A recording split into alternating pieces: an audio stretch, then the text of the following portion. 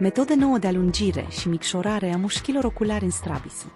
Această metodă urmărește corectarea progresivă și controlată a strabismului, reducând necesitatea rezecției musculare și intervențiilor repetate, fiind mai sigură și eficientă, fără afectarea circulației sanguine a mușchilor oculari. În strabismul convergent există, de obicei, hiperactivitatea mușchiului drept medial și hipotonia mușchiului drept lateral.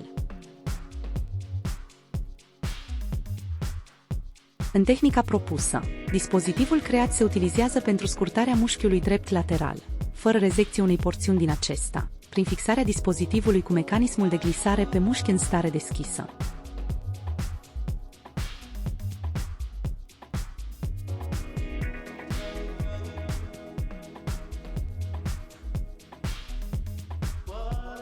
În paralel, se efectuează o manevră parțială asupra mușchiului drept medial, care constă într-o incizie perpendiculară limitată până la jumătatea lățimii mușchiului pe marginea superioară și marginea inferioară.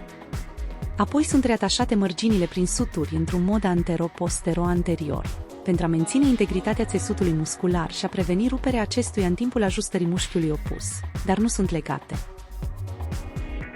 Ulterior, mecanismul de reglare se fixează pe dispozitivul de scurtare în locuri speciale, rotind piulița astfel încât dispozitivul treptat se închide micșorându-se și scurtează lungimea mușchiului, concomitent privind la ecranul digital până când cifra indicată va corespunde cu gradul de strabism, astfel încât ochiul să capete poziția normală.